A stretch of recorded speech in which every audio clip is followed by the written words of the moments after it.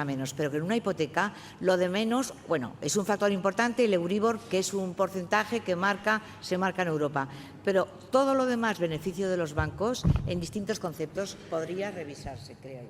José Luis quiere hablar, José Manuel también. Yo creo que partimos de una situación de inexistencia de políticas públicas y es necesario que las administraciones se empleen a fondo. Hablaba el compañero de la necesidad de esa obsesión alrededor de la propiedad. Yo que creo que el alquiler representa el 11%, es un alquiler a precios caros y evidentemente antes de optar por un alquiler a precios caros, la gente opta por pagar una hipoteca, pero yo creo que lo importante no es hablar de cualquier tipo de alquiler, sino hablar de un alquiler social, que yo creo que tiene vital importancia de que las administraciones públicas se impliquen en dar una primera solución a la emancipación, porque eso también es dar soluciones a la hora de acceder al empleo, porque si te facilitan el acceso a la vivienda, te facilitan la movilidad y te facilitan el poder buscar un mejor empleo y desde luego el alquiler tiene, entre las ventajas que tiene, es que no produce un arraigo a un sitio, pero tiene que ser un alquiler social, no un alquiler de infravivienda, que es con lo que nos encontramos en la actualidad.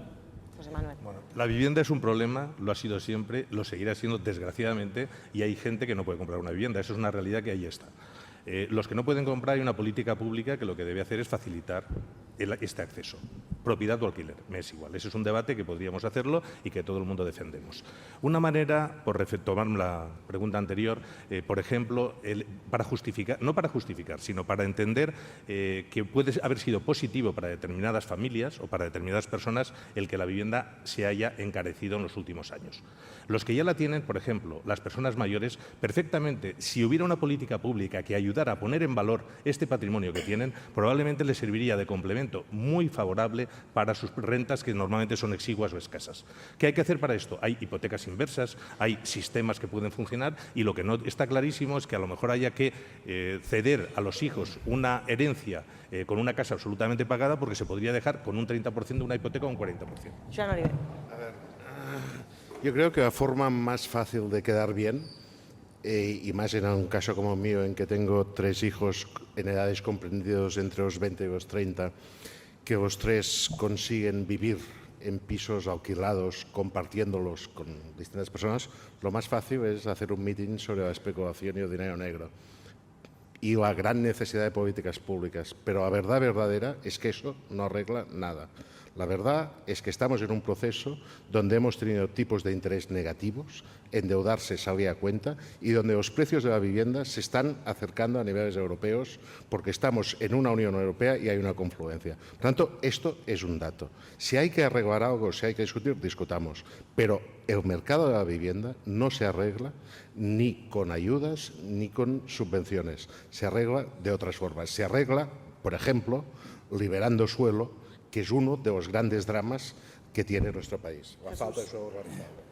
Claro, pero yo me estaba dando miedo porque al final nos ibas a echar la culpa a nosotros del problema. O sea, quiero decir, entiéndeme, es verdad lo que dices. Es decir, pero es que estos señores, con perdón, no se cansan de ganar dinero. Y aquellos señores no hay forma de que lleguen a ganarlo. Eso es verdad. Pero no, créeme que no es demagogia, no es demagogia. Y quiero insistir en que, créeme, no es pecado. no, pero créeme que no es demagogia, porque además voy a decir algo que es muy impopular. Es muy impopular.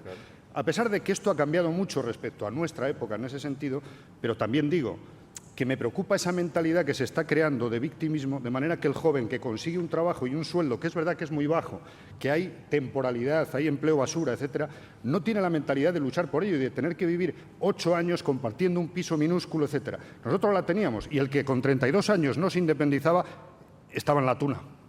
Pero eran otros tiempos, ¿eh? Es decir, es que lo de los precios, lo de los tipos de interés bajos es otra falacia. Yo me compré una guardilla por 10 millones y pagué un 18% de interés y me salió mucho más barato que el chaval que ahora se ha comprado esa guardilla porque le cuesta 60 millones y financiar 60 millones al 3% es mucho más que financiar 10 al 18%. ¿Cuál era la guardilla y qué porcentaje es ahora? Desde luego, mucho menos del porcentaje que tienen que dedicar en estos momentos los es decir, siempre adquirir una vivienda ha sido un problema, pero antes era un problema menor de lo que es ahora. Eso es así, eso es así. Me perdona, José Manuel, es que yo quisiera que me respondiera.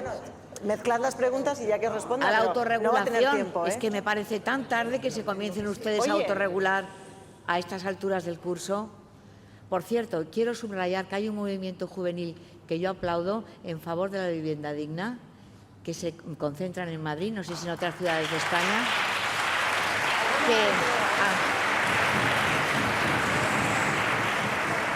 que yo creo que ayudan a mentalizar, sinceramente. Pero dígame, ¿por qué la autorregularización tan tarde, por favor? Son muchas preguntas. Digo, Tiene 59 segundos. muchas preguntas. Lo primero que tengo que decir es que el urbanismo, el proceso de transformación del suelo, las reglas estas, para nada las marca el promotor inmobiliario. Y que conste que el discurso puede ser más fácil estar en contra del promotor que gana dinero que un discurso en donde hablemos de las cosas con objetividad. Y yo quisiera ser objetivo, yo no quiero justificar nada, simplemente doy una situación. Todo el urbanismo es el proceso absolutamente reglado. Desde el principio hasta el final son las administraciones públicas quienes marcan las reglas del juego. Y desgraciadamente el promotor tiene que seguir estas pautas y estas reglas del juego. No hay en absoluto una decisión que venga marcada por un promotor inmobiliario o por un particular. Siempre administraciones públicas.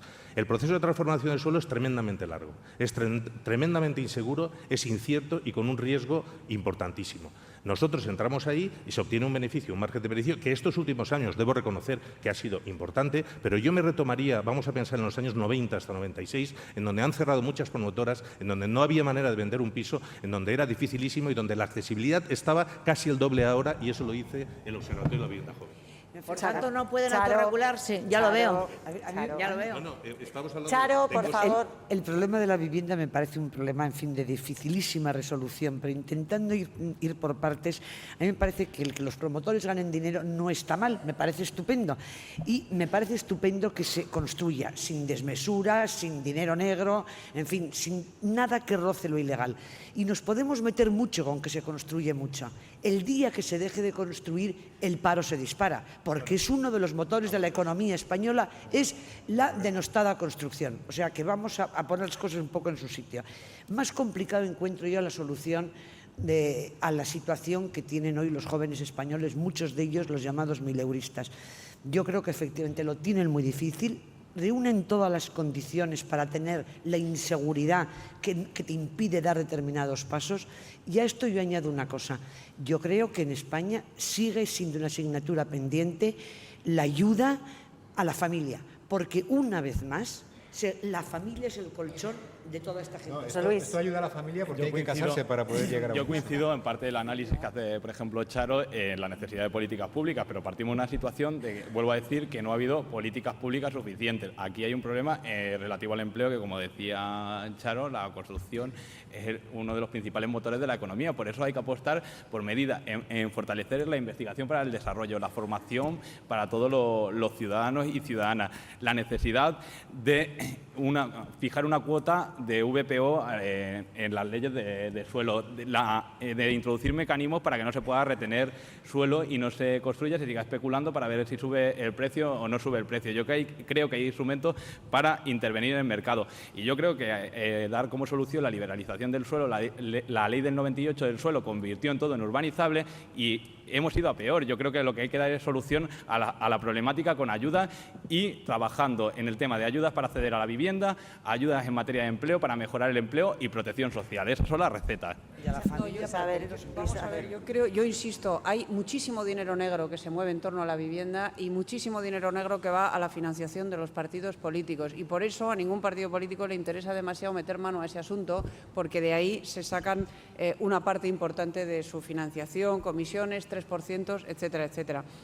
Luego yo creo que en España hay otro problema y es que hay una especie de cultura muy arraigada de la propiedad de la vivienda. En otros países europeos la gente y sobre todo la gente joven viven en viviendas alquiladas y no pasa nada y es algo que está relativamente asumido. Pero también es verdad que hay políticas públicas de fomento mediante incentivos fiscales, etcétera, a los alquileres. En España no hay ningún tipo de incentivo fiscal ni al alquiler, ni a la compra ni a nada. E insisto, no solo no hay un incentivo, sino que hay un gravamen especial sobre los llamados 1.000euristas o 1.500euristas que pagan y pagan mucho en proporción a lo que ganan y no tienen derecho a nada, porque todas las ayudas están concebidas para los que no tienen nada, es decir, para los que viven del cuento.